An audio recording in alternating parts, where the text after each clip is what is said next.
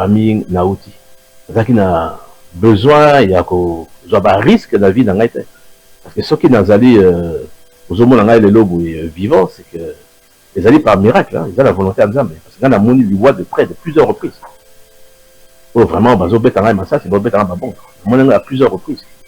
Ils attendent à Bitumba, ils attendent 1 plus 4, moto yo, il y a même des fois qu'il y a un loki mutu dans la bolivie. Donc, on a la moni du bois de près, mais on a envie grâce à Nzambe. Donc, je ne fais pas la politique pour l'intérêt personnel, je fais ça parce que dans un apport ça que Moukalanga est tambola, et qu'un jour, là, on a que Congo, là, bah, congolaise, nous surtout, bah, dans le Congo, parce qu'on vivre les lots mieux que le lobby. C'est ça, ma volonté. Dans ça, là, Bitumba, c'est politique, pour l'intérêt personnel, non. Pas que Ningi, Nakati, Nabino, Boyebi, et Sika, famille, Nauti. C'est qui a besoin, il y a un risque de la vie dans la tête. Parce que ceux qui n'ont allé aux hommes dans les lobes vivants, c'est que les alliés par miracle, hein, ils ont la volonté de Zambé. Parce qu'on a moni du bois de près de plusieurs reprises. Oh, vraiment, bazo betanga massa, c'est bon betanga bon. On a à plusieurs reprises. Ils attendent à Bitumba, ils attendent 1 plus 4, moto yo, il y a même des fois qu'il y a un loki mutu dans la bolivie. Donc, je suis le président de la jeunesse Tutsi à Massissi. Et pour le moment, je suis résident de Kinshasa. Et à cause des situations d'insécurité qui s'est posée chez nous, j'ai été ainsi. J'ai décidé alors de quitter Goma pour Kinshasa. Pourquoi vous êtes ici aujourd'hui? Nous voyons, vous êtes avec des jeunes qui viennent d'où? Présentez ces jeunes et parlez-nous de ce que vous faites. Ici, ce sont des jeunes Tutsi de Massissi. Il y a d'autres qui sont venus aussi de Rutshuru. Ce n'est pas les gens de Massissi seulement. Et nous sommes ici pour accompagner notre président, notre candidat unique, qui est le président de la République Tshisekedi. Et voilà, aujourd'hui, il est ici à Goma. Nous devons être avec lui jusqu'à ce qu'il soit le président encore pour le deuxième mandat. Pourquoi vous avez pensé que Tshisekedi est le seul président qui puisse, est le seul candidat idéal? En fait, il a fait beaucoup de choses qui sont positives pour nous. Il a montré la bonne volonté pour nous sauver, pour nous encadrer. C'est la raison pour laquelle, jusqu'à ce moment où nous sommes, c'est lui le seul candidat que nous soutenons. Pourquoi vous pensez que c'est seulement Tshisekedi qui doit sécuriser tout le monde? Parce qu'il y a d'autres personnes qui disent qu'ils viennent sécuriser la communauté Tutsi. En fait, nous sommes derrière lui parce que nous connaissons ce qu'il a fait. Les autres parlent, mais on n'a pas eu les actes. Nous connaissons les actions de notre président, c'est la raison pour laquelle nous sommes derrière lui. Merci. Tous soutenir Martin Fayoulou par conviction pour l'intérêt général. Mais ce qui est pour l'intérêt à Mbongo, entre Fonalou Félix Tshisekedi et Moïse Katumbi, qu'on a grave, Jean-Marie. Donc on arrive dans un stade où si on veut épouser, on veut marier nos épouses, on doit présenter nos épouses auprès des Charles Kankou, auprès de Chiyoyo. C'est à eux de faire les choix, comme ils sont innocents sacrés. C'est à eux de faire les choix. Ça vous dérange, hein, ces débats-là? Non, c'est un débat des caniveaux. C'est un débat des caniveaux. C'est un débat... Non. C'est un débat des caniveaux, Jean-Marie. Donc on est là, si on veut se marier, on doit aller Charles Kankou. Tu as vu mon épouse? Si Charles Kankou dit non, tu dois chercher d'épouse. C'est quel débat? Monsieur Katumbi vous a dit, ma femme est burundaise. C'est un choix qu'il a fait de la vie.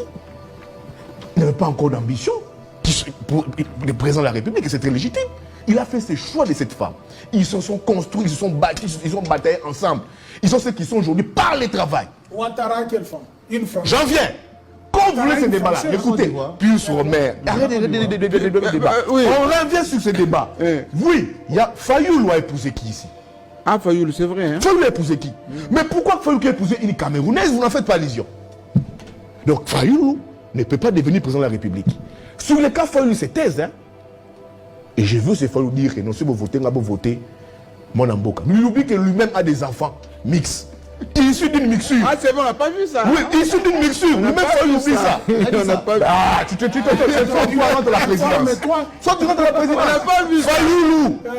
Ça, on ne dit pas. Ça, on ne dit pas. Donc, on arrête ces débats. Jean-Marie Kassamba. On arrête ces débats sur les épouses. Les femmes étrangères. Les femmes étrangères. Donc, on arrête ces débats. On vous a parlé de Dominique Ouattara. Jean-Marie, s'il te plaît. Laissez-moi donner la thématique. Je vais vous faire rire un peu.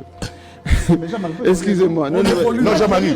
Jean-Marie, je qu'on se pose aussi des questions. Les femmes là, qui sont à la maison, tout ça, lorsqu'elles étaient à l'étranger, elles avaient quelle nationalité? Belge. Mais là, Jean-Marie, écoutez, quand Katumbi vous dit, je vais supprimer les bureaux, la maison civile, mais c'est une réforme. Ça coûte beaucoup à l'État. Et on a même vu ici, on nous a mis en place un truc, bureau conjoint de l'époux. Ça signifie quoi? Pardon. Donc, s'il te plaît, non, s'il te plaît, ça signifie quoi? Répondez-nous ici. Bureau conjoint de l'époux, ça signifie quoi? Ça signifie quoi? Répondez-nous, parlons bilan. Ça signifie quoi? Pour qu'on parle bilan. Et une personne dit, je vais supprimer ça. Jean-Marie Kassamba, moi je suis offusqué que ce débat sur la nationalité des gens pose problème quand vous n'êtes pas avec l'union sacrée. Parce qu'ils n'ont pas de bilan, ils évoquent ce débat. Je vous fais ici une bête analyse. Mais qui vous fera rire, Jean-Marie Kassamba? Tshisekedi papa, avec Mobutu, ils ont été ensemble, ils ont mangé, ils ont bu ensemble. Ils ont créé le même père. Ils ont créé le même père. Oui. Il a été son ministre des affaires de la justice et de l'intérieur. Oui. Mais quand son ambassadeur, vice-président de quand il aussi. quitte Mobutu, d'où vient le dossier de la nationalité? C'est qu'elle a quitté. Et ça a commencé par qui? Par Kalonji Tunga. Ok. Kalonji Tunga, qui est un ancien patriarche kalakassayen. Depuis les années 60, il vous disait ça. Si vous ne votez pas quelqu'un de mon parti politique, vous votez c'est la personne de l'AMC, du parti de Mumba, vous êtes étranger. Et ce discours revient jusqu'ici. C'est comme si c'est dans l'ADN de l'union sacrée des tribus. Les gens ici avec Kabila, l'UDPS a combattu Kabila. Ils ont été des Kabila, des Rwandais, d'Ougandais. Ils ont été Kabila. Mais quand Kabila a donné le pouvoir ici, dans ces pays, par l'accord qu'on nous rappelle ici des fois par la France, les compromis africains, quand ils ont cédé au pouvoir, c'était quoi le discours de l'UDPS? Kabila est sérieux. Kabila est logique. Les deux. Kabila est sérieux. Kabila est logique. Le débat sur la graduation de Kabila, ça a été. Ici, là, Kamere, il en a souffert avec toujours les mêmes partis politiques. Il est burundais. Il est burundais. Il est burundais. Il est burundais. Ici, Mukwege. Ah, aussi. Mukwege. Ougandais. Ici. Matata. Ici. On a traité de qui? Ici. Matata. Finalement, tout le monde. monde. Les Libériens. Maintenant, c'est Sanga. Oui, tu rigoles, non? C'est Sanga maintenant. Le fait qu'il a fait le choix de soutenir Katumbi, c'est Sanga devient qui Jean-Marie, dites-moi. Non, il n'a pas une autre nationalité. Somalien. Donc, Jean-Marie, écoutez, Jean-Marie, on rigole, mais je veux dire, écoutez Jean-Marie, c'est oui, somalien. Qui mange les fous. Oui, il est devenu somalien. Donc, nous avons une famille politique, une tribu, des Congolais. Non, écoutez, nous avons, Jean-Marie, laissez-moi chuter. Qu'est-ce qu'il a de somalien? Jean-Marie, nous avons des gens ici qui s'offrent les luxes d'attribuer des nationalités à d'autres. Et moi, je suis quoi alors? Vous, mais on a. Mais érythréen. Non. Oui, lui, plusieurs fois. Non, lui, Jean-Marie. il était le petit frère de Joseph Kabila. Ce débat, Jean-Marie, s'il te plaît, laisse-moi chuter. Ce débat n'avance nullement.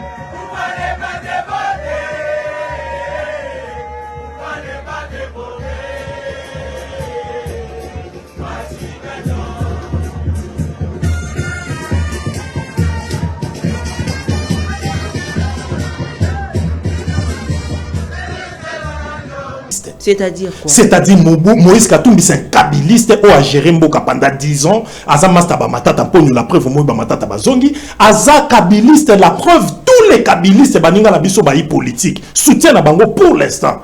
Indéfectible les armes Moïse Katumbi.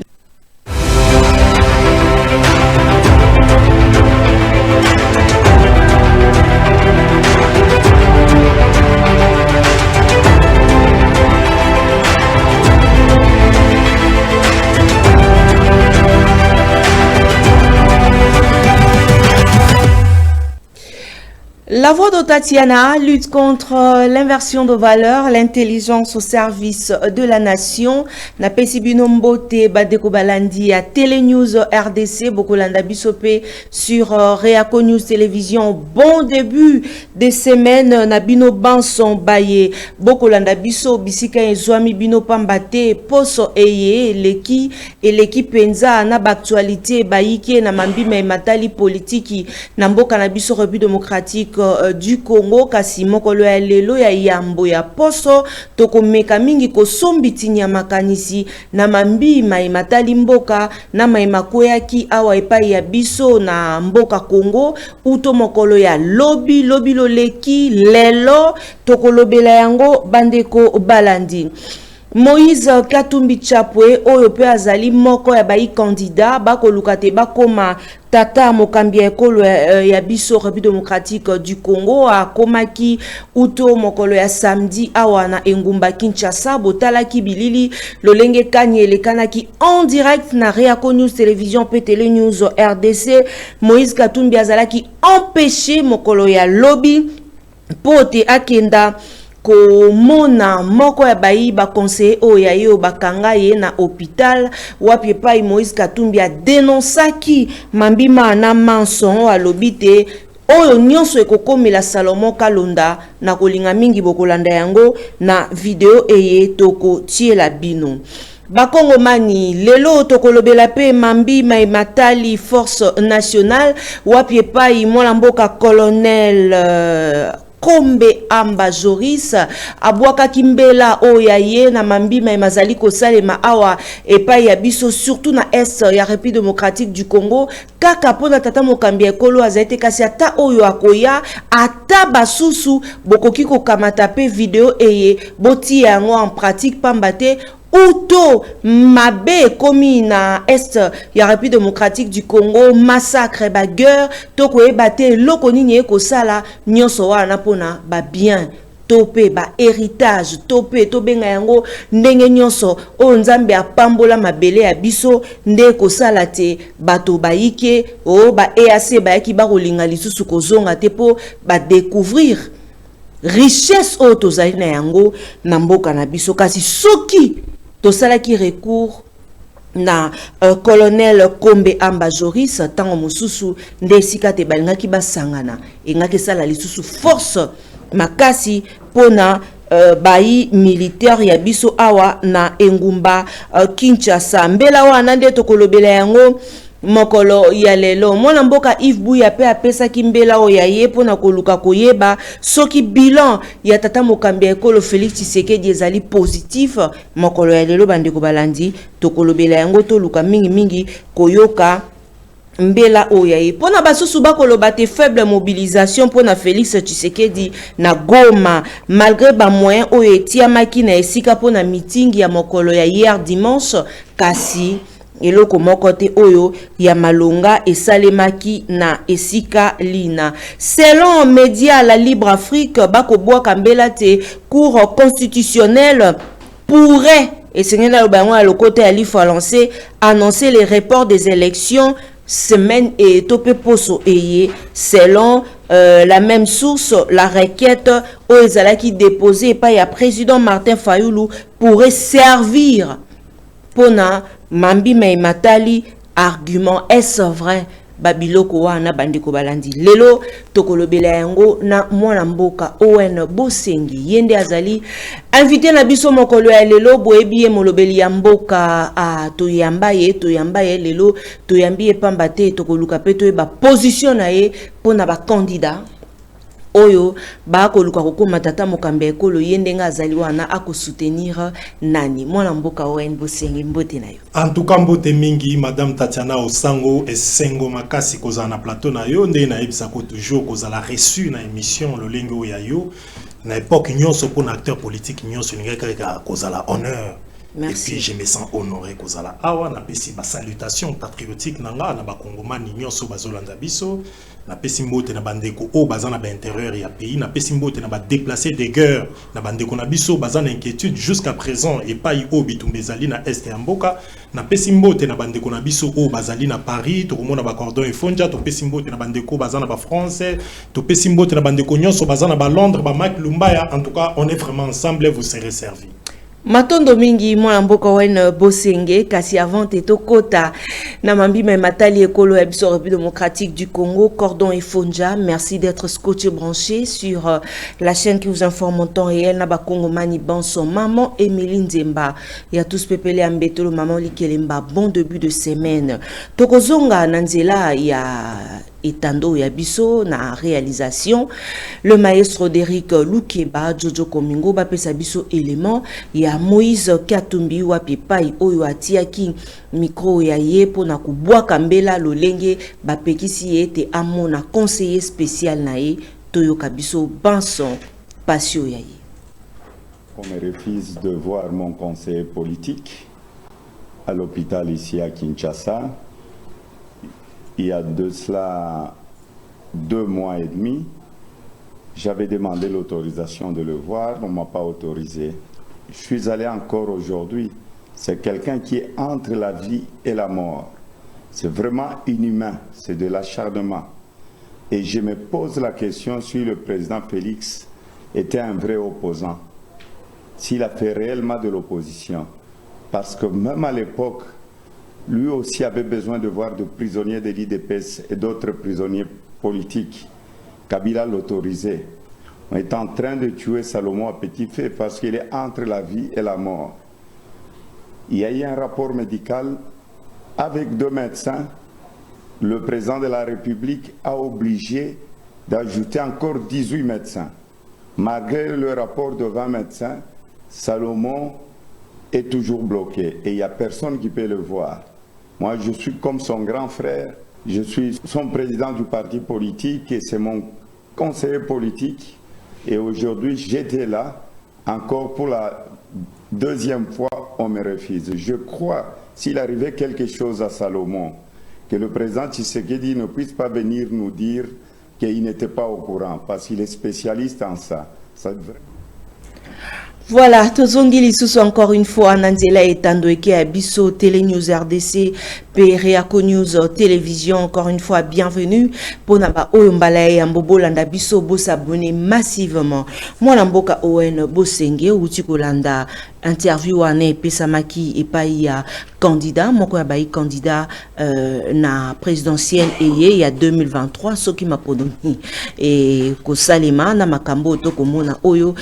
Point de vue na yo ezali nini parce que yo pe ozalaki ensemble na UDPS ensemble na papa Etienne Tshisekedi esengeli toloba yango bongo pamba te tozwa ba gaz ozwa même lelo soki olakisi bato abayike bakokamwa oyo mona pona UDPS tango kotala moko bozalaki na ye na kati ya opposition aujourd'hui tata Mokambia ekolo Owen Bosengi. Point de vue na yo.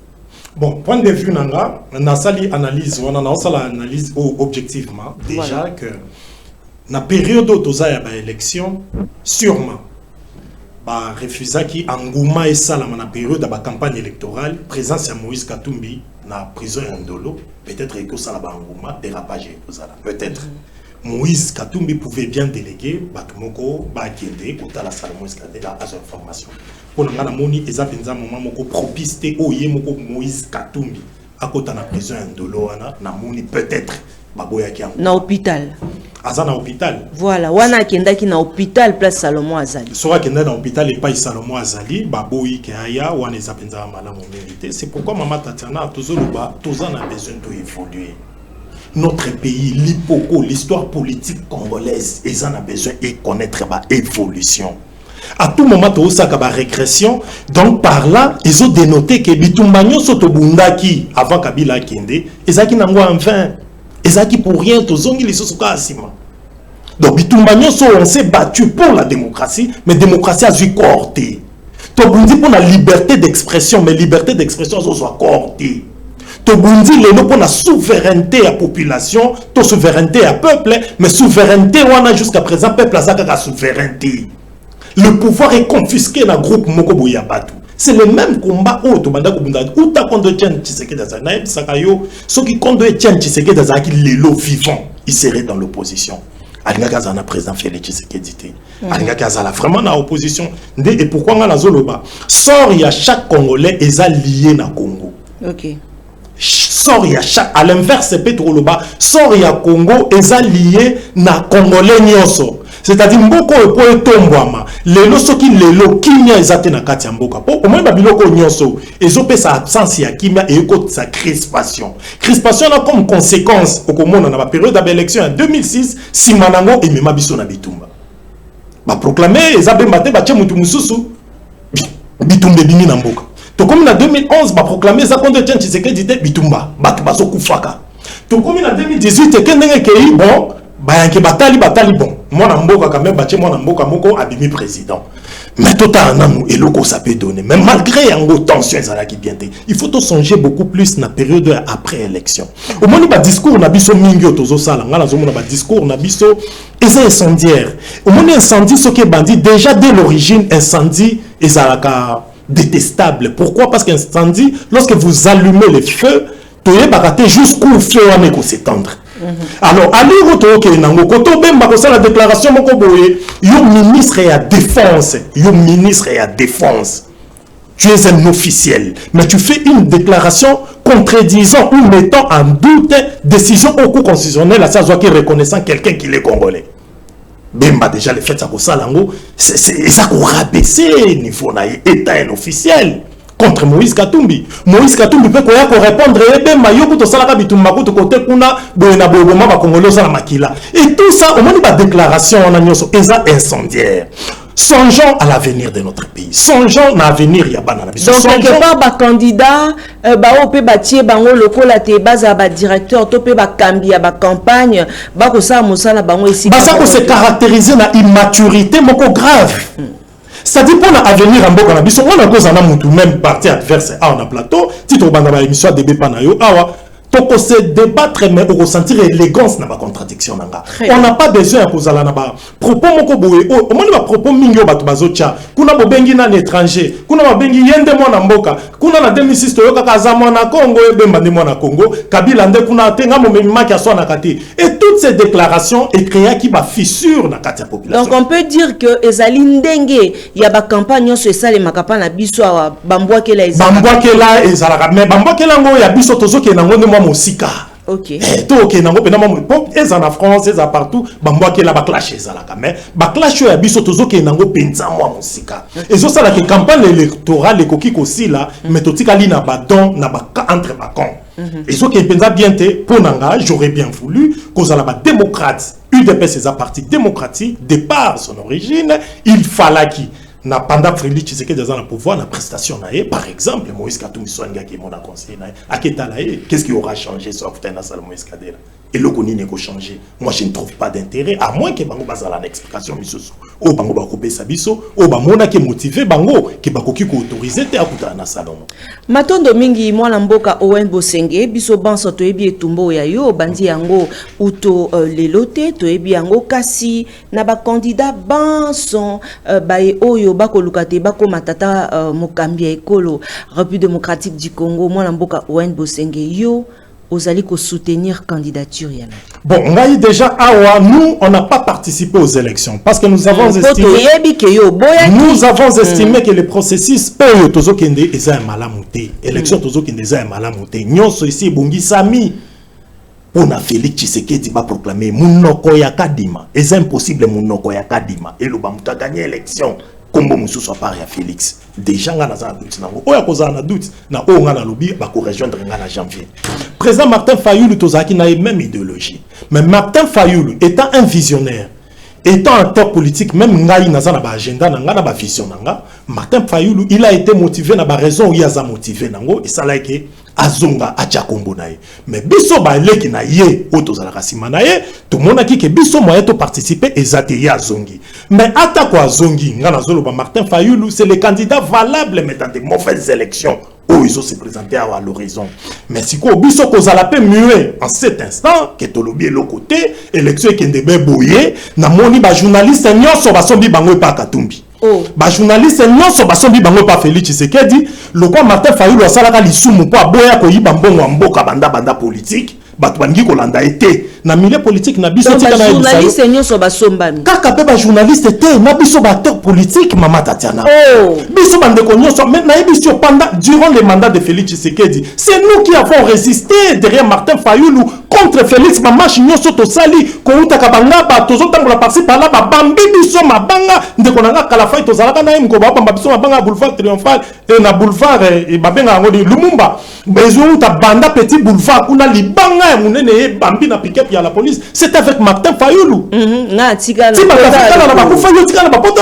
Martin Fayulu qui a résisté. Moïse Katumbi a participé à la marche une fois qui m'a moutou à côté bah risque mine de Martin Fayulu pema koka qui te pema gaz alors ce qui pema wana ba Fayulu o andimaka pema il risque sa vie pour toujours. Non, non, côté qui était poison en bon côté. Alors, on soutenir candidature. Que je dois soutenir Martin Fayulu. Pourquoi seulement choix à Martin Fayulu? Le choix de Martin Fayulu c'est pour garantir l'avenir de nos enfants. 2060, 2070, nana besoin d'angana vivante. Bananga bakuta kombo ya malamu. C'est avec Martin Fayulu tous incarné. Pourquoi? L'histoire politique congolaise doit évoluer.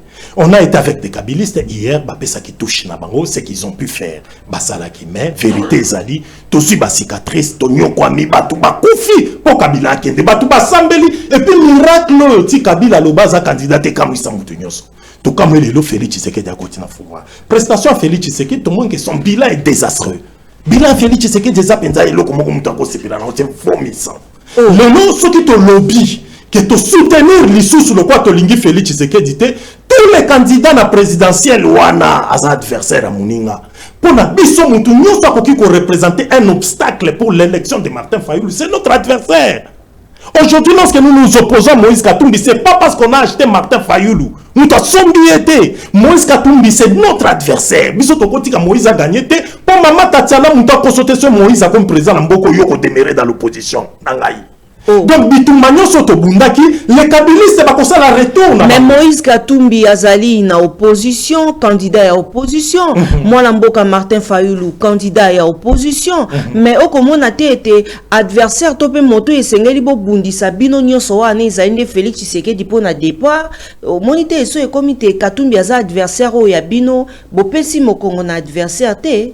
Katumbi déjà, soutenir Katumbi, c'est soutenir une chose et son contraire. C'est-à-dire Moïse Katumbi na Pretoria basali manipulation pour n'obimisa candidat commun. Ezaki sale blague moko salami manipulation ya kitoko penza mingité. En fait, il a voulu s'autoproclamer candidat président commun, il y a opposition. Et c'est là déjà ça dénote ça injustice et ça pour dénoter muto à cause la muto à kotambola semboté. Mais ils ont répondu na ba accusation ano et Spesamaki na Top Congo et pas il y a secrétaire général il y a ICD moi Lamboka Devoski Toko le professeur que je respecte bango pe batinda ki ya bango pona koya ko démentir balobi te ba pesa ki mon solo ata mon côté bon ça ba pesa mon solo te kuna pena problème exact mais problème na biso ça la démarche pour conduire à la désignation d'un candidat commun de l'opposition démarche ezaki ya malamu te tout na batu nyonso ba participer qui on a des contacts na batu mukwege to na ba contact na batu nyonso la démarche n'était pas bonne. Démarche on a et dénotaki de l'injustice maman Tatiana Moutako Sayuti. Moïse Katumbi lelo so que zabomoté pourquoi ils se ranger derrière Martin Fayulu?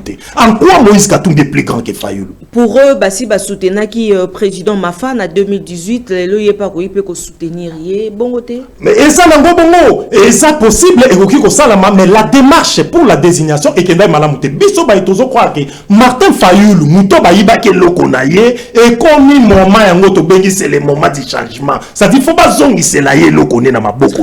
C'est le moment de récupérer. Ici avec Moïse Katumbi, sur le plan sociologique, la sociologie politique, Moïse Katumbi a incarné les régimes kabylistes. C'est-à-dire quoi? C'est-à-dire Moïse Katumbi c'est un kabyliste qui a géré Mboka pendant 10 ans. Aza mastaba matata pour nous la preuve Moïba matata bazongi. Aza kabyliste la preuve tous les kabylistes baninga la biso bayi politique soutiennent la bango pour l'instant. Indéfectible les armes Moïse Katumbi. Mais na koyamba bato ya PPRD président White Bosenge bakolo bate bango na makambo ya Katumbi baza kuna te na processus électoral. Yo on va dire ndeko na Jean-Pierre Kayembe proche de maman Olive campagne makasio ya osala pona Moïse Katumbi on dit mayabe bana maman Olive. Batunda to ça la politique boye so comme on dit position na bango biso yo tangi journalisme on a étudié la sémiologie l'étude des signes et de leur vie à bassine na bassine nango tout est signe tout signe est une communication. Lorsque moi je vois les plus proches de moi mais Jean-Pierre Kayembe est journaliste. Il est journaliste mais proche de Maman Olive. Je sais qu'il ne voudrait pas même sa relation avec Maman Olive sera soutenir Mouto Olive à ce pélanité. À soutenir rien. Il y a un autre monde à l'élo. Tous les journalistes proches de Maman Olive, Bangola Bazo voyager dans numéro 3, par-ci par-là. Les journalistes n'y seulement comme Awa, Nakata RDC, oh Bazo Sala, Bazo, parce que au moins les journalistes, il peut faire rire, il peut faire pleurer, il peut faire chanter, il peut faire tout. Journaliste a une influence. Un journaliste, il faut soutenir ma valeur, il y a une universalité. Oh, tu as démocratie, droit de l'homme, la justice et tout comme ça. Maïezo Bimate, la carte, ça ma valeur au journaliste, il faut pas défendre. Ceux qui font bango, comment on a des changements pour bango et singeli. Alors, pour ceux-là, ils ont opté leur choix. J'étais dévolu na bango, na Moïse Katumbi. Baki osala musala tout. Baki osala musala te, batiki Martin Fayulu, vérité, ça batiki Martin Fayulu. Pour Azana Mbongo te. Alors, biso to yebike, biso siko to zande na peuple. Il y a un moment où tout ba Hollande Martin Fayulu, partout place à Zokende. Ceux-là, ce sont ces vrais électeurs. Bako voté. Ba Hollande Bakatumbi, ba Hollande Alar, ba Hollande Félix Ekutu. Il y a un China passé pour Félix Tshisekedi Azana Pan. Pour ceux qui élection pendant ma campagne, na kata irnabo. Mutata mo ko voter Félix Tshisekedi Azana à pas bato famille. Il y a un problème na biso ça.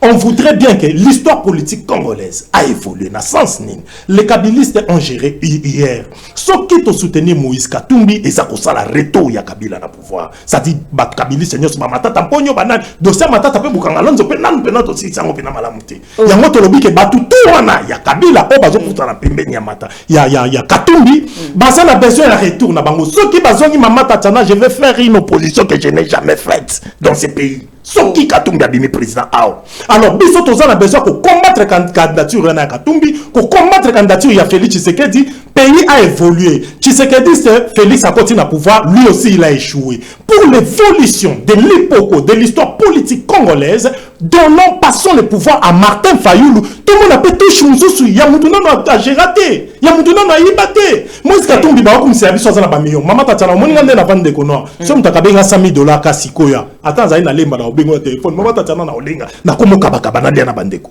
Mais mouto a yibaka la ta 1 million. Akobomba on a poche kaka yaye. Alors Martin Fayulu balobi ke yaza na mbongo te, yaza na eloko te.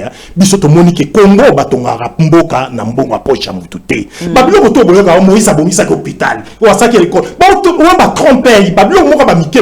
Mbongo batonga ngo na mbongo a poche mutu te. Batonga ngo na ba acteur politique ba koti. Régime ezala na volonté à souveraineté à population. Baba que nous sommes au service pour l'état ndaza na makoki ou akoki ko tonga école ya malamu ezala te ko na tonga ka école na poche na ngate to ko tonga mboka oyo na mbongo à l'État. Pour l'avancement de notre histoire, nous songeons donner le pouvoir à Martin Fayulu. D'ailleurs, pour nous, ce n'est pas un souhait, c'est une décision prise. Il y a que soutenir Martin Fayulu rigoureusement en sorte qu'il a gagné l'élection, pays n'abisso a évolué. Candidat numéro 21, Mwalamboka, Martin Fayulu Madidi Yende, invité na biso to yambi na plateau na biso ya mokola lelo Mwalamboka Owen Bosenge azali ko soutenir parce que Mwalamboka Owen Bosenge o ko soutenir Martin Fayulu parce que vous allez qui na ensemble na Uto UDPS boye tango bosangana ki bino banso tango président Félix Tshisekedi azalaki na rassemblement au talibolamu ya kuluto ya yo yango kei bongo to ezali penza par contre rien à voir ngai physiquement natikala coopérer na Martin Fayulu te na politique physiquement na coopérer na été parce que biso uta liwa kondo Tshisekedi na sepela te kokota parti politique ata moko. Pour na vanda kina Chibala, na vanda kina Valentin Mubaki, na vanda kina Olenga, na vanda kina Bakuluto na Nyoso, na Tali Bango Nyoso, après que Misu Bakota kina pouvoir de travailler na Kabila, na mona qui sont moins sérieux. Na que mona que les mal dans l'homme politique congolais, yemoko, bato sérieux bazamingité. Yango ngana me décida na okiko kota parti politique ata moko te à part ngana créer loko. Yango monito yaka ko créer ba Jurek, jeunesse unie pour la reconstruction du Congo, yango na kotaka nango na kati ya Rasop Erto Kabwani na bande ko limité to yena ba Bruno Chibala. Alors depuis lors na kota parti politique ata monté, mais en 2018, décision nanga étant candidat biso lokola tozali na candidat à présidentialité na yebisaka batu faut ba soutenir Martin Fayulu parce que azalaki candidat commun de l'opposition na soutenir ka na sens wana mais après ko kende ya Martin na ekotala ba sacrifice sur Martin Sali na ekotala Martin on a beaucoup de choses en commun ngai na ye de loin au moment Jésus mutu moko ya ko yebise to eki mutu moko ba sa ba miracle na kombo na yo kuna ndeko moko Jean-Baptiste azo sala ka ba miracle na kombo na yo mais ba se fréquenta quitté. Moi avec Martin Fayulu c'était comme ça. Martin Fayulu il a entouré na ba maman Chantal na Bepenge ba Nali et les autres mais moi je ne suis jamais allé toquer la porte chez Martin. Je l'ai fait par conviction. Donc mission aussi à Kolanda yango lelo ata ba Lexus ba roka moi. Je le fais par conviction. Maman Tatiana ngana mutete là. Biso to luka mbongo. Ça dit biso to zakaba le kosote. Ça dit na sa politique pour na le koso na kina kumisa katumbi pour ba pesa ma 3000. Ngana ko sa babilo ko na te. Maman Tatiana nga asomba lupango wa liboso na 2020 na mbongo politique te. Na esomba lupango na tele lisusu ba 2021 2022. Na mbongo politique te na bonga ka penza. Soki na période wana super baisse na connaître PBS. Ah hermo ko pe na zongi. Ata babuka au place no bando. Ba depo babuka ba terrasse. En tout cas, on connaîtra qui va période mobile tout année na bordure et ça makambu. Mais après, na bandi ko misongi sa makambu ngamoko. Biso to luka alar, biso départ origine na biso. To za ba le kosote. Alors président Martin Lumumba. Voilà, Martin Makila pe à Lambert men. Mais oui, Makila pe à Chéribé Okende. Très bien. Biso ndenge to saboyer, to soutenir Martin Fayulu par conviction pour l'intérêt général. Mais ce qui est pour l'intérêt mbongo. Entre Fona Luka Félix Tshisekedi to Moïse Katumbi kuna na ozala. Mais ngana zo sala ngo pona intérêt général yake ngai kaka na bonga te. Mais yo ye biso nyonso to bonga et puis lobi ata soki to zate bana na biso même biloko ba gratuité. Mata ko beta ngoti na école secondaire. Gratuité quotidienne na école secondaire. Ba gratuité maternité ba Félix Tshisekedi ba ça les a bien. Mais Martin ko sala ngo su ya ba propre makas. Et puis avec Martin Congolo ko senti pena ke naza diriger na mwana mboka afie na ngadikando mwana nchili. Que pays pendant ça la maboko na biso moko. Mais non, le pouvoir est confisqué na groupe moko ya batu. Pouvoir est confisqué na groupe ya batu. Et puis ça la soni. Président Félix pendant mambo ça soni. Mais entre Félix Tshisekedi na Kabila, mieux vaut Félix que Kabila. Yango ngana lobby, ba katumbiste ba koza pouvoir te pour Kabila kozonga na mboko yo. Biso soué na biso et ça tout pesa. Faisons évoluer notre histoire. Félix Tshisekedi a ça comprendre naïe, à comprendre qu'il a échoué une élection. Il y a un moment qui dit babengi ba candidat président tout bakuta na seni, a son ngami ko sa gentesse na Fayulu pas ebi ke mouton dans un ancrage. So ka l'équipe président na batamata sima mwana mai. Il y a un moment ba te a corrompre Fayulu te a yebi ke ceux qui prenaient l'élection na kata urne pour Fayulu za biloko banzinzi mama nanga. Oh. Ah mais Fayulu so ka bimé si ke za kapena ke non ancrage. Il y a un moment te batu tout ba ke biloko ba Moïse Katumbi na batu bazo tia de l'argent. Tout n'a Jacqueline dans la dernièrement awa. Il a déploré le comportement Moïse Katumbi na parti na bango ensemble kuna. Il a dû quitter le parti. Na ensemble na bango na désordre ya bosoto na kati ensemble. So besoin si Moïse Katumbi na kati pouvoir donc vous sali besoin si pouvoir moko boye. On va benga ngo pouvoir ya banani. Ya banani. Sous-genre il y a capitaliste et puis Moïse a son kosa ka batu babilongo monde ti mutama wa que non moi j'aime le peuple c'est l'amour du peuple rien. Mouton a un vrai amour ya population. C'est Martin Fayulu. Batebele baba pourquoi zongi lisu koza candidat mais tala ba candidat président ba ke bakutana na Kadima. Qui a été plus pertinent? Même nous t'a posé qui ba problème plus pertinent que Martin Fayulu. C'est Martin. Alors c'est Martin Zalaka candidaté. C'est vraiment hyper important. Bisotoza Awa numéro 21 de Bisotozo soutenir Martin Fayulu peut croire nango en l'avenir avec numéro 21. Matondo mingi Derrick Lukeba toyoka kite tata Martin Fayulu azali na lisala soroki opesa biso bilili wa tozali na yango opesa biso bilili ya président Martin Fayulu na lisala toyoka mbela et toko se retrouver juste après moi lilobaka ka ya moke po te tochila bino bilili ya bayi militaire o ya biso mbela na bango tolanda.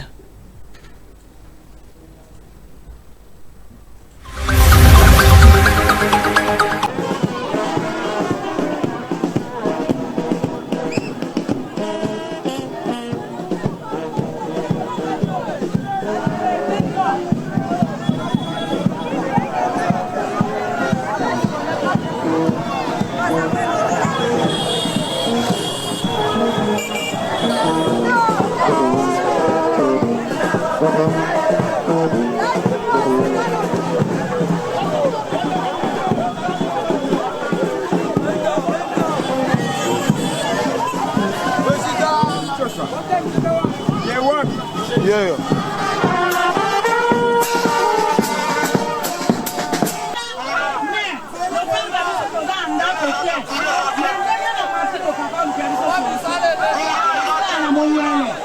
Baya ebele baza bayebi kosala misala me tongona moto ya soutenir bango te soki bazoi balatina mpo misala ezete papa me tonengi onde wana mboka oyo otala nde lisala ebedi meme stade ya pamba toza nango te papa bongo papa nde tomoni o tokosoutenir mpo bongisa biso lisala yango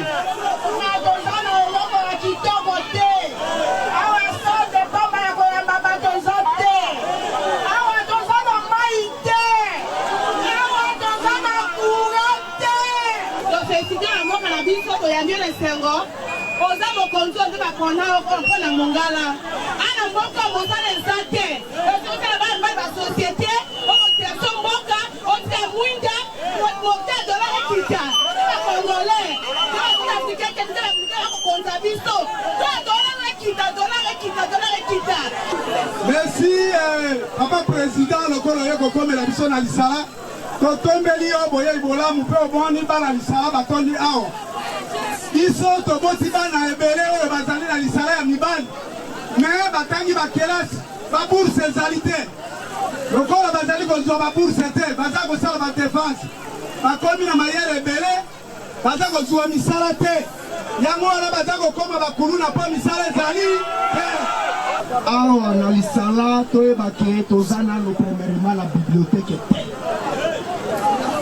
baétudia baza bibliothèque eza te toza kalakati na kende utande ba TFC ya moi soit disant moto a présenté ta thèse ya doctorat te tozeta na diplôme moko te ya droit réseau ebe bakabanda sekere ti zéro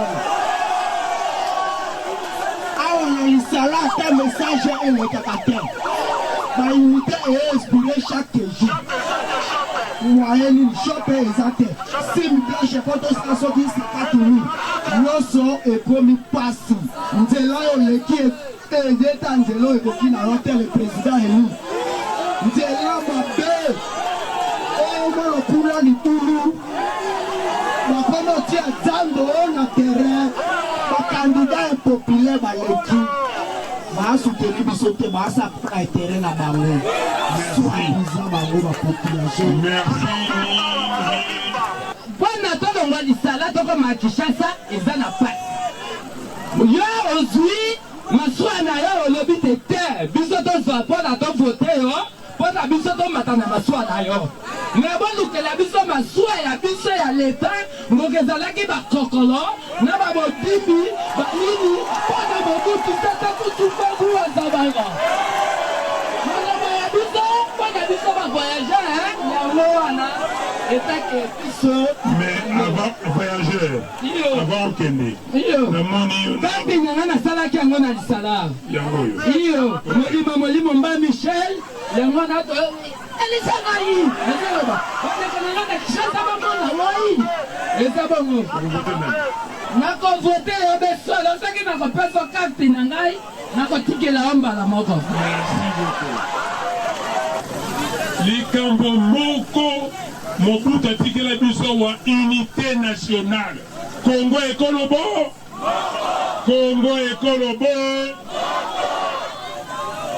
cohésion nationale Tshisekedi ayewa akotisi nini tribalisme Tshisekedi akoti tribalisme est-ce que tokondima yango biso tokozongisa bomoko ya Congo ya bana ya Congo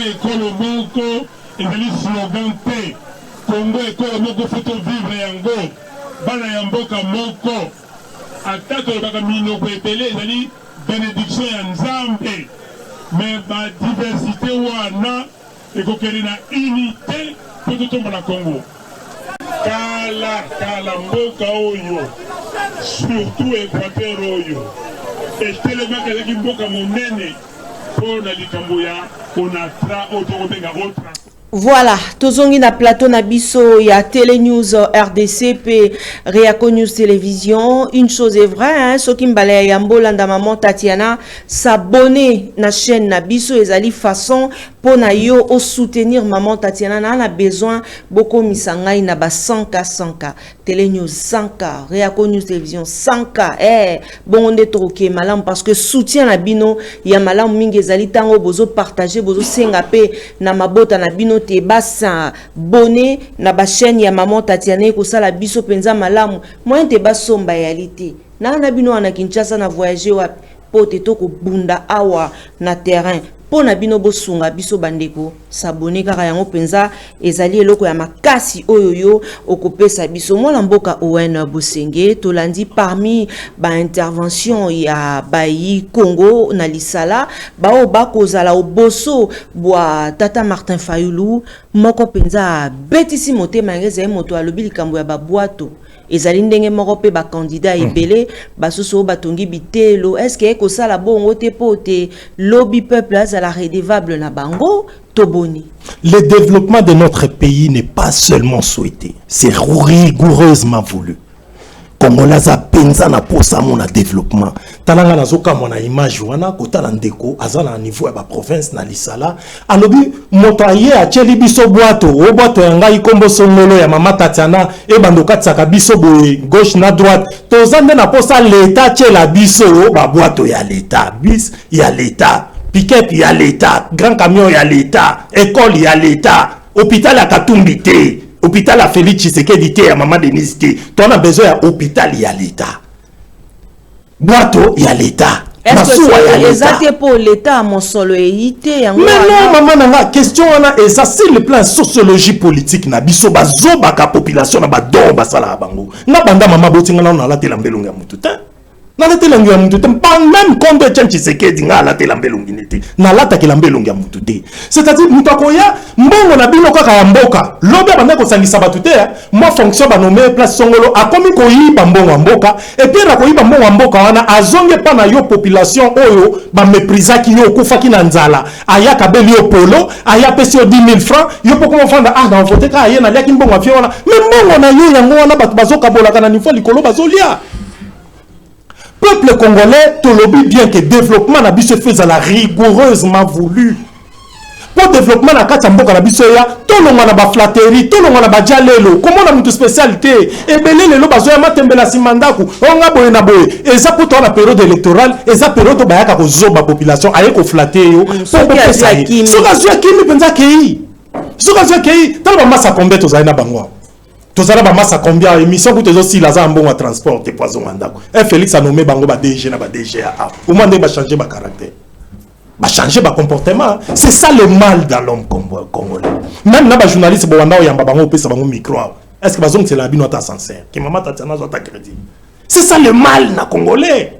Ba tu bazo zoba ka bato alors biso etabaki no ba dikano to timba. To linga kasiko te muta ela biso na bandenge wana.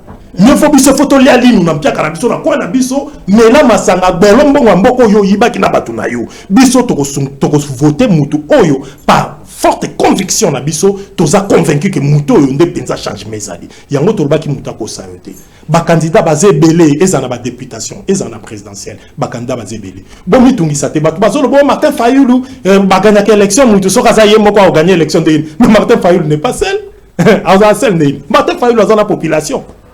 Martin Fayulu azana population. Moïse Katumbi azana nani? Moïse Katumbi azana matata mponyo dossier ya Bukanga Lonzo nanu isilité. Moïse Katumbi azana nani? Moïse Katumbi azana 7 kikuni kuto ngasi le plan politique na leke na batu.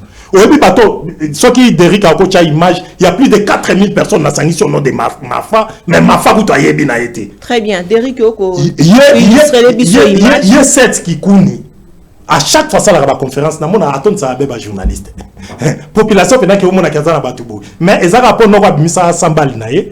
APPC moi lui a le candidat président. To na vient na biso nani. Vient na biso. Délice Sanga ça va un peu mais Délice Sanga problème mais azana makila na maboko ase rebengo.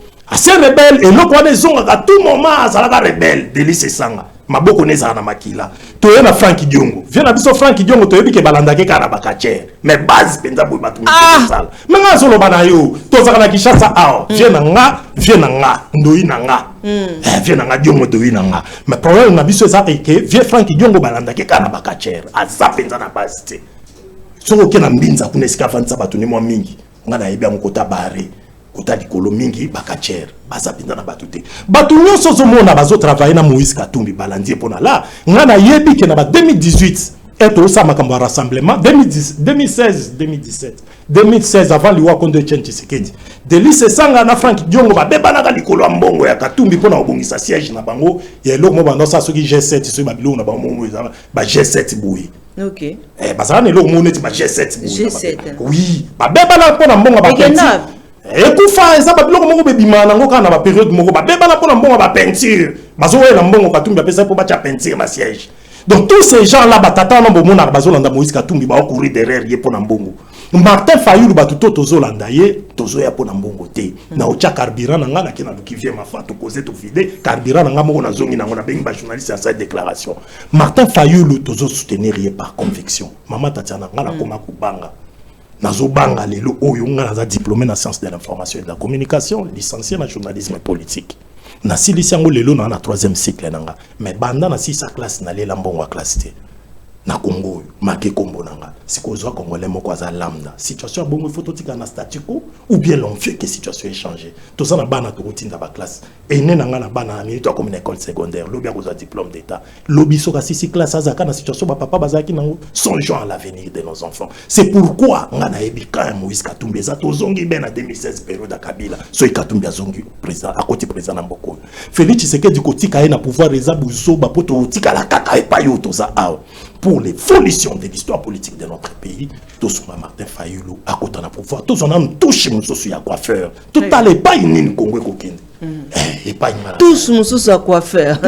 Derek Luke balamonga moke total lisanga eye ba mwana mboka Owen Bosenge asangisaki ba Congo Derek a ko signaler bisote ba ko bongisa yango nanu sika awa toleka na élément o ezali nano déjà po teto kenda na yango ba force nationale ba pesaki mbela oyo ya bango na peuple congolais pe tata mokambi ya ekolo to pe ba oyo bako kamba mboka na biso na 2024 awa bayoka mbela eye bango balobi te bazali prêt pote bango banson lisanga basanga na pona ko bundisa Rwanda oyo tongo midi poko eko tungisa ka biso na ba rebelle oyo ya M23 o ba ko bimaka ya nyamu awa soki atakutu bai politicien bazali na kati toko bimisa bango bako bimisa bango na pole pambate makambo esengeli te eti ya mapenza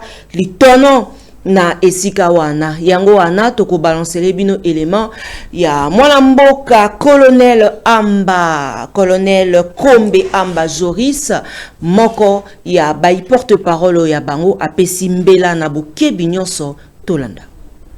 Président, je m'adresse à vous avec tout le respect dû à votre fonction en tant que représentant des forces déterminées à se lever pour protéger notre patrie, le Congo. Dans notre lettre datant d'il y a 1 an déjà, nous avons exprimé notre constat amer selon lequel, malgré la longue durée du conflit qui nous oppose au Rwanda de Kagame, aucune solution efficace n'a vu le jour.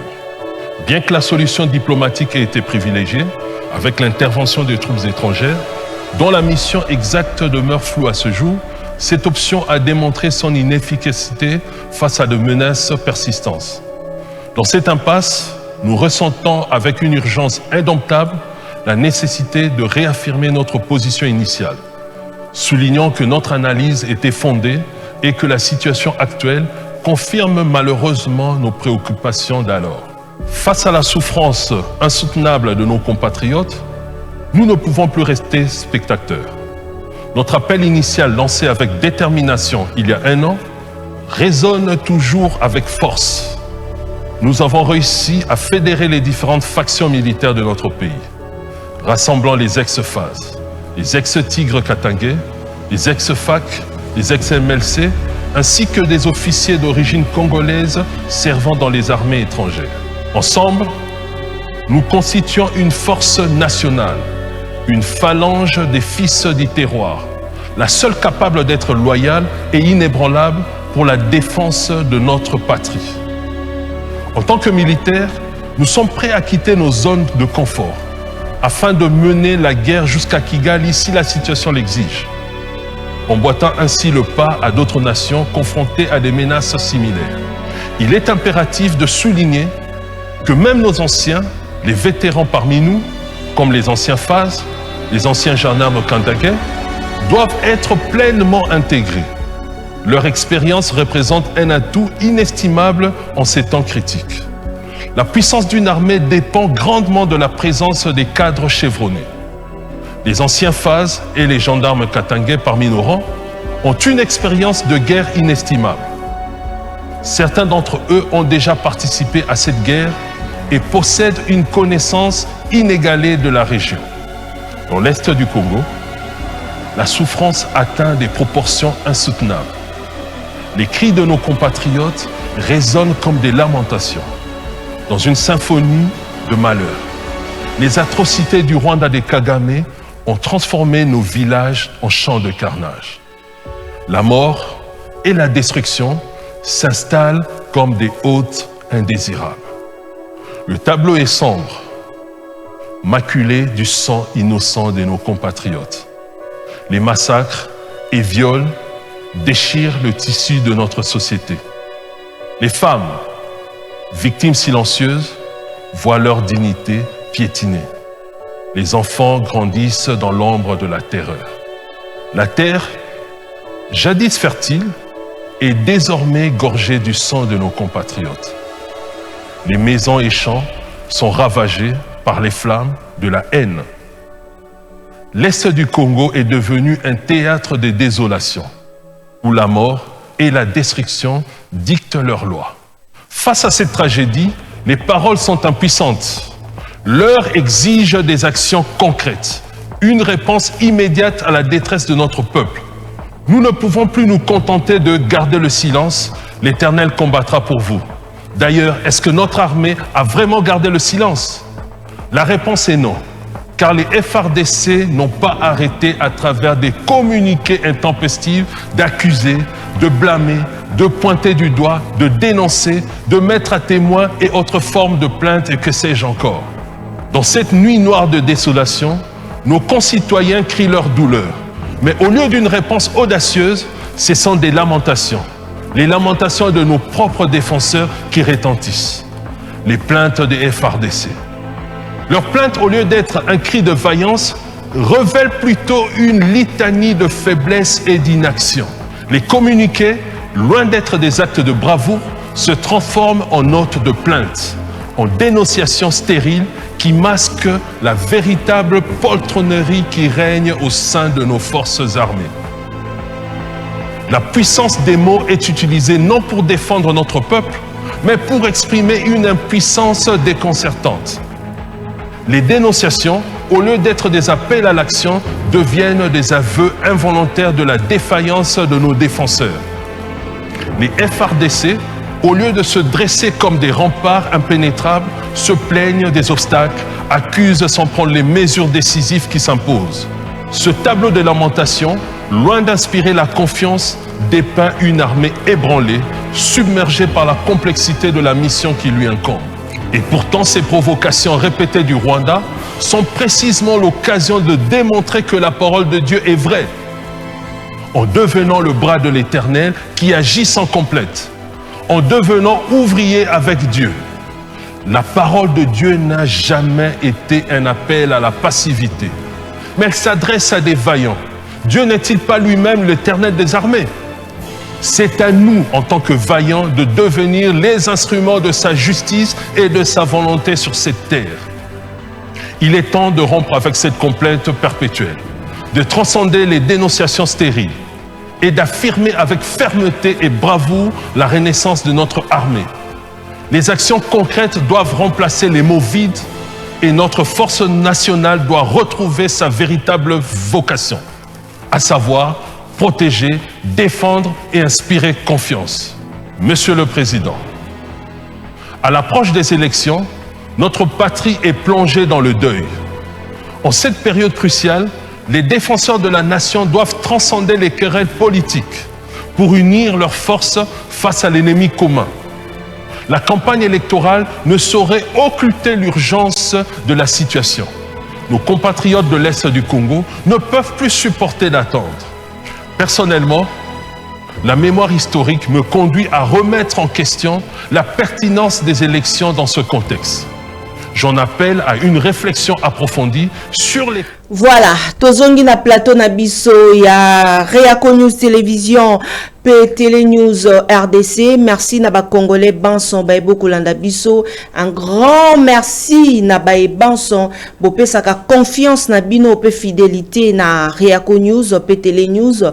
Bo s'abonner massivement bana ya Kinshasa, bana ya Lubumbashi bisika biso bo kolanda biso na diaspora bo ebate tozali elongo na bino banson bandeko balandi kasi kaka na émission na biso eye tokotie la bino pe élément eye tindela ki biso et pa ya secrétaire général adjoint ya Apareko mwana mboka Ferdinand Mokambila abwaka kimbela mambi maloba maki et pa ya président national ya Apareko abwaka kimbela na adresse na ye à la nation tokotie la bino yango pe mokolo mwalelo na ebite bozali penza baiki oboso bo etando eke po teto sombitinya makanisio ya biso pona kolobela mambi maye matali mboka na biso République démocratique du Congo to pesi mbote pe na président Alphonse Ebama, président national ya Apareko. Merci na ba Congolais Banson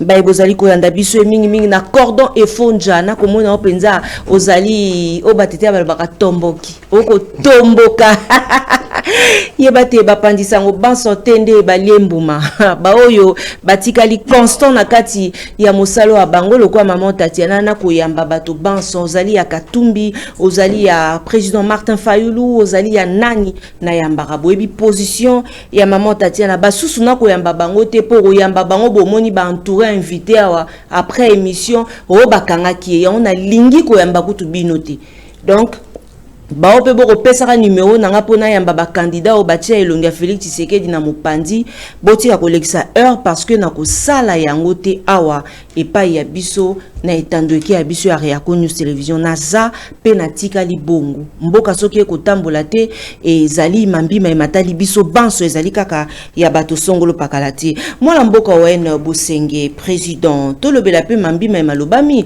et pa ya colonel Kombe pambate mai oya lobi lelo tozali ko remarquer yango mingi guerre ya Est ya République démocratique du Congo ekosila te tolobate nesika président Félix Tshisekedi yake ko bimisa mbongo na biso ya Congo ebele na kokende koluka bai EAC esengeli to mosusu kolukela biso pona nini te colonel ye azalaki penza colonel Joris Kalawa nazalaki wapi po te apesa mbela e apesaka bayokaka ete toboni en tout cas awa nayoki na cœur ya message na bango balobi face à la souffrance de la population où est commis insoutenable bango ba préféré bazala ba spectateur sous-souté.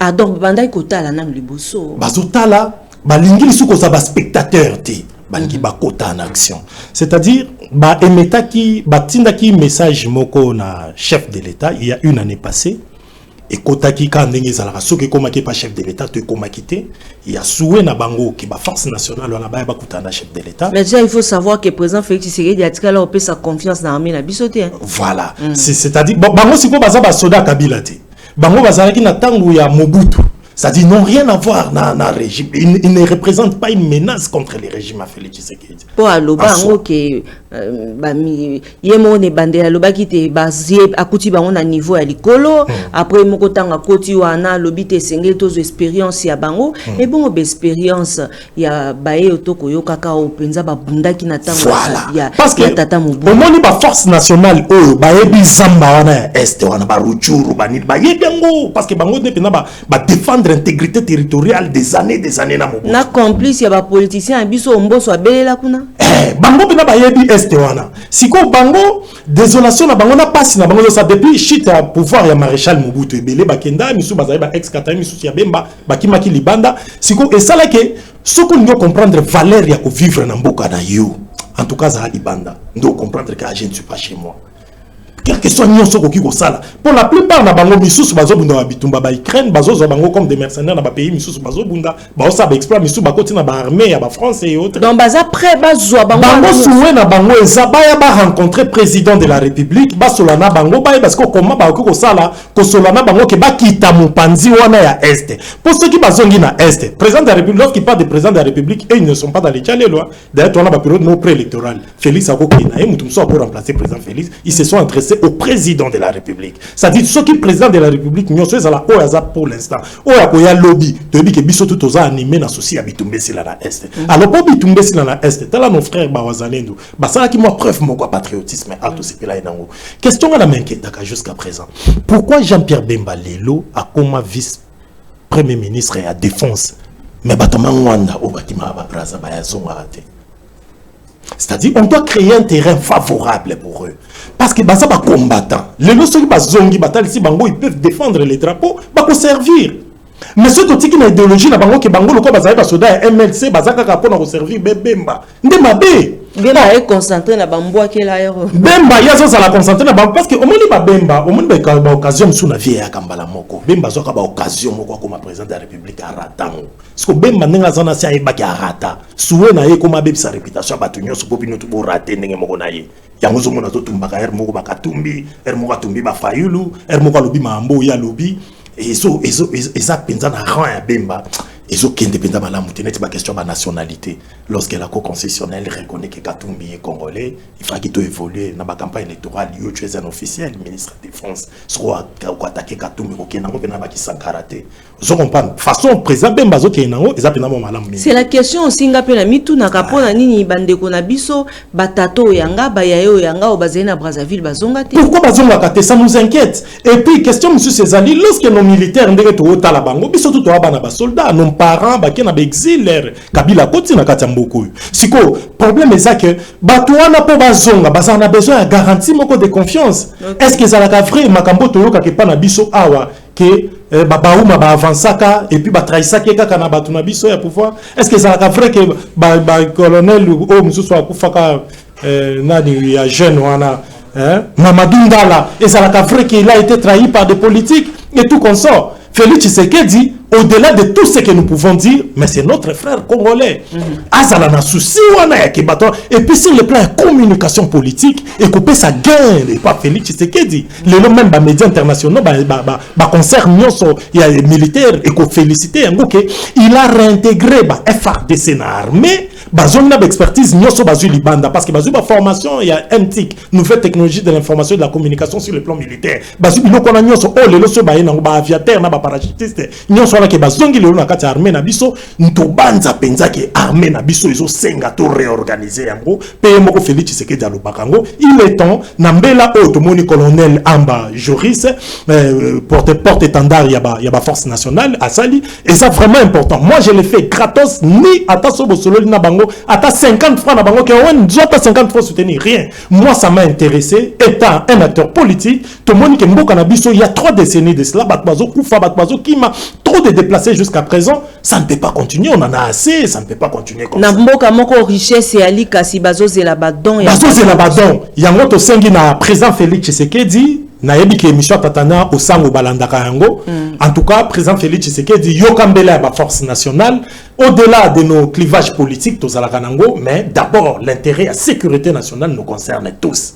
Yokambela ba force nationale à travers documentaire au basaliwana et ça très important tous en a besoin batouana bazonga to organiser armée na biso et puis s'il faut to kati sata Rwanda mukota Rwanda communauté internationale isenga to zonga après to zongi mais Rwanda comprendre kaki frapper ya makasi et puis ba congolais penza ba soldats militaires congolais ba FRDC ba ex Katangé ba ex MLC oh yo président Félix oyebi yango te moko na ngai ba force na bango c'est qui représentait to zongi sa bango to koti bango idéologie to gagner confiance na batouana to tinda bango oyebi même Moutouma B, ce qu'on crée les terrains favorables à servir yo malamu. Même moi si on va benga Zandumba, yala na mibali pona mbongo. Ce qu'on crée les terrains favorables au kolembise musalo yabana ko sali boso. Donc on crée des terrains favorables pour ces forces là to penser que écopé sa moi évolution sur le plan sécuritaire na est ya pays na biso bango balobi face à souffrance insoutenable la population na biso face à population ndengazande à tout moment balingi sukoza ba spectateur te balingi lelo bakota en action pour le faire. Moi j'ai été touché par ces messages. En tout cas je crois il faut qu'on soutenir des marches. Matondo mingi mwana mboka Owen Bosenge, merci également à Pasio Sangwayambo d'être scotché branché sur la chaîne qui vous informe en temps réel. Mwana mboka Owen Bosenge, une question parce que Awatoyo qui selon médias belges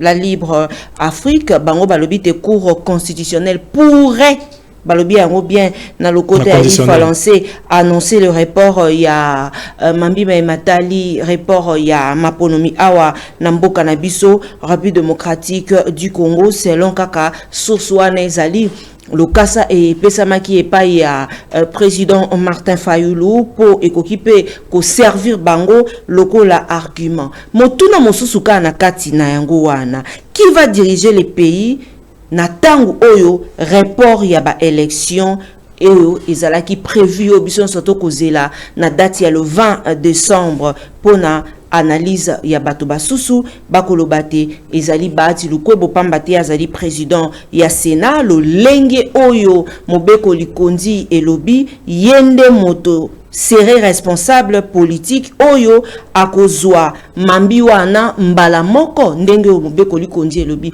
yo point de vue na yo ezali nini d'abord na makambo bakolobate soki rapport ezali et puis soki ekosalema nani nde akokamba yango ezali mpo na yo baati lukwebo to soit na yo société civile to soit na yo ni to soit na yo ezali kaka maponomise mapono. Bon problème c'est d'abord les élections ici nga zo croire na ba élection te na croire na ngotende na yebisaki bino par rapport ya kadima bureau nyonso ya seni wana soué na biso ezaki bureau wana nyonso fai ko longolango to bandela bureau misusu et puis surtout si bandela bureau to bandela enrôlement des électeurs pour bazo ba carte d'électeur ya bien yanga elongisi limwa et puis bata wana ko ke babiloko na bango bimsa duplicateur en tout cas na zana ngote alors ça il a passé pas on ngai bon si ko problème ezali que par rapport ya au regard ya makambo ozo se présenter na miso na biso na ba information auto zanango on ne croit pas que l'élection est se tenir na date le 20 décembre. Parce que na kotala jusqu'à présent, babiloko misusu oyo seni a commandé ba matériel misusu na ba déploiement nango na formation ya bato ba ko utiliser yango na date pe mikolo to tikali nango awa nazo douter moi makasi ezala. Mais na landa ki kadima alobi to kende nango te na ba spéculation ya koloba ki mabongisa te malgré salimbela wana ya lobi ka ke ko bongisama. Mais biso totali que na façon to ke nango à moins que kadima za déjà na ba PV na ye ou asabimisi candidat asabimisi élu moko to asabimisi ba élu à moins que za na ba PV mais na kolandisa mana o biso tozotala ndenge ba tiango la Libre Afrique wana ndenge a na conditionnel biso pe tozotala ngo na conditionnel on dirait mabongisa mango ko bongisa mapenza te mais nga souwe na ngeza au regard ya campagne électorale ndenge sami na pays na biso au regard il y a un crash of Martin Fayulu a sali partout. Na comme na posé élection à la lobby kaka pour Martin a gagné to passer une étape monsieur. Souye na ngeko mibongo.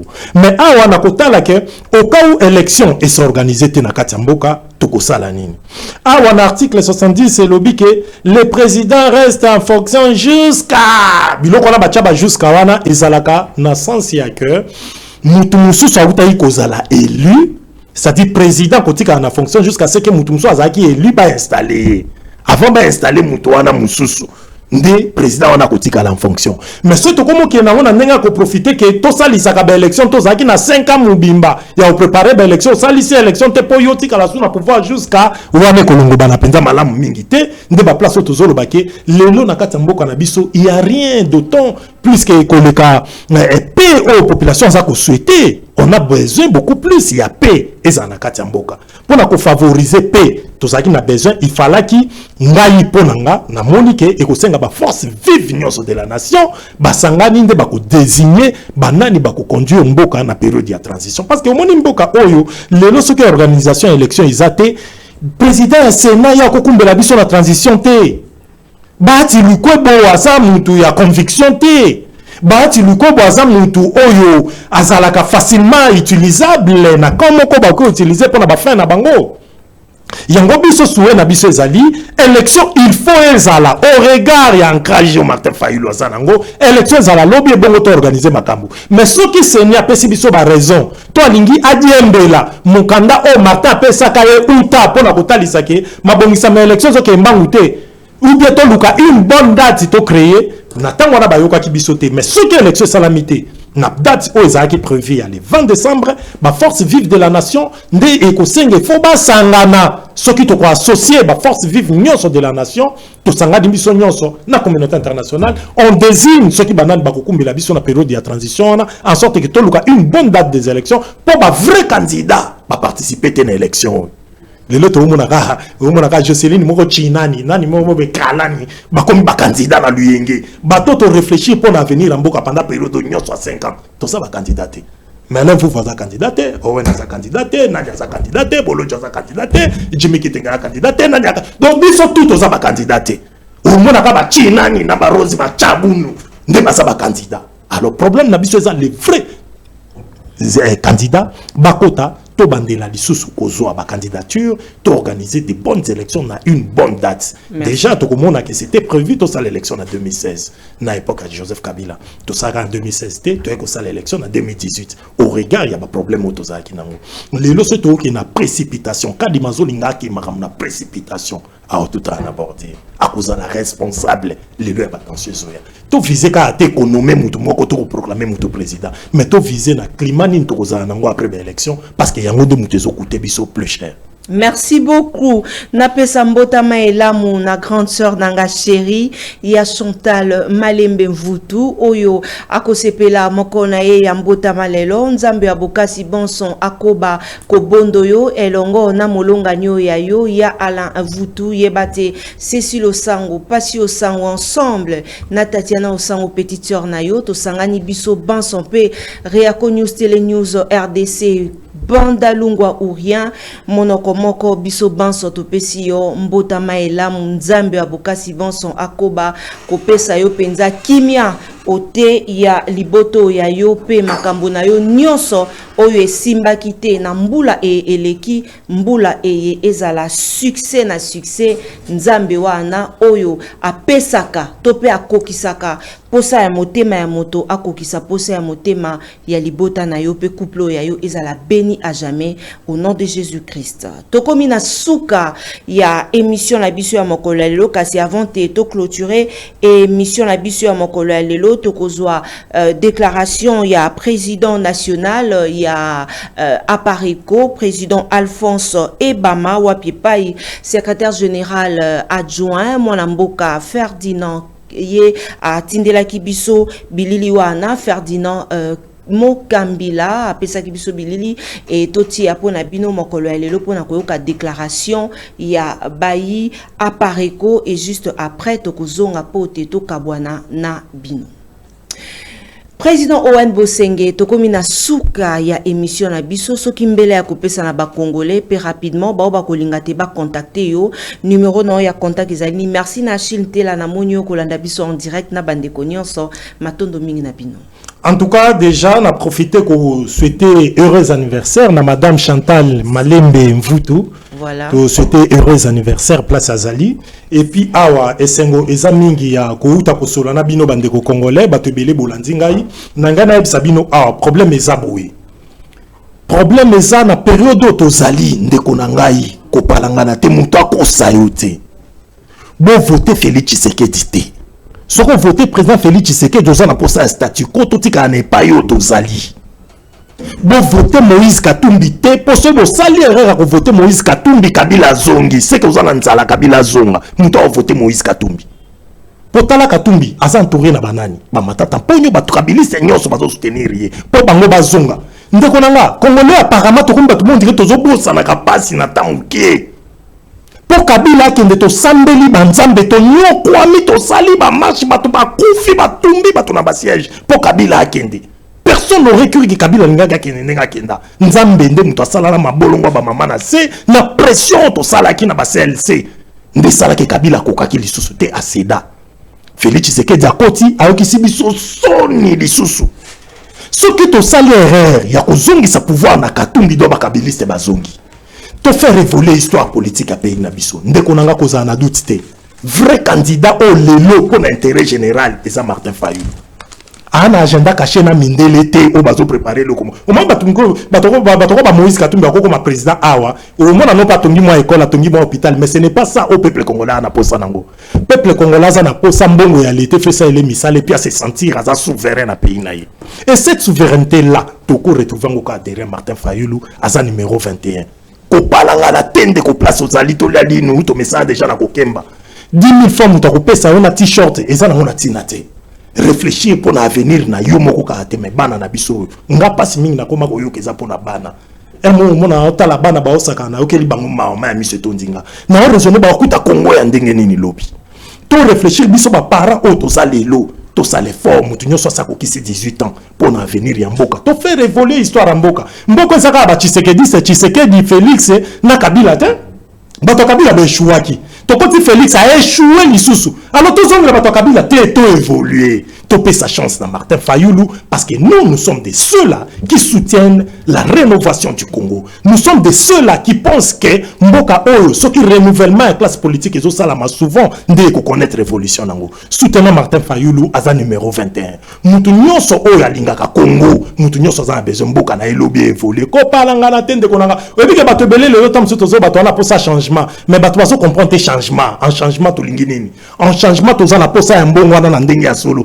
De façon flatteuse tout ça on a ndenge ya solo que changement kota pour changement kota on a besoin de échanger to na pour ça mboko za ba arrestation arbitraire auto monaka na période ya Kabila les ali sous avec Moïse na pouvoir te to na pour ça ba arrestation arbitraire au Félix Tshisekedi ya sali auto monyango akangi ba tout pour na ba opinion injustice ba tribalisme et surtout tribalisme bon tribalisme ndenge mati makasi na période à Félix potentiel sabilo ko wana candidat cohésion nationale au partout bomoni bande ko na balisala kuna abangana conforté beyo tala carte na ngana somba kyango soki na mboka nini ça dit Martin Fayulu Martin il a été chez ma mère à Kisangani na moni batu na Kisangani ndenge bazo jurer ba ko voter ka Martin Fayulu Martin na omona couleur ya tribu ezate Martin na omona biso nyonso nous sentirons à l'aise. On se sentirait à l'aise avec Martin Fayulu. Tu voter numéro 21, Martin Fayulu, parce que et pas yo sali. On dit que vous t'accueillez en 2021. Alors on a besoin de collaborer à récupérer plan. En 2018. En 2018. Collaborer à récupérer plan. On a pas simbote dans Nzamba Tindi Moto. Donc Mac Lumba en France. On a pas simbote en Londres. Colonel Kombe n'a pas simbote en France. On a pas simbote en Colonel Feli en France. On a pas simbote en Bandekonyos en Belgique. On a pas simbote en Vienne José Koy. Merci beaucoup. Merci beaucoup Kulutu José Nkoy nga pena rozelo ya nga na komina kimbambala na lobionga na télévision motuke panzani merci beaucoup Nabino Bansomba bozala ki baike ya kolanda émission na biso ya mokolo ya lelo na sengi na ba congolais nyonso bo voter utile mwana ya lukunga soki maponomi ko salema ko bosana te ko voter mwana mboka Mike Mukeba Inkoso na numéro 749 poteye akomema mingongo na biso na parlement okende olala pongite s'il vous plaît mwana ya lukunga kobosa na te bana ya matete soa ya ngoyo il est temps ngonga ebeti pona bino mwana mboka Bambe Dishudi Yewana azali epai na bino Bambe ni Subi Dodi Dadi ye azali wana po na bino banson bakongo mani ba eboko sepela ko voter na numéro 70 topé 70 azali wana Bambe ni Subi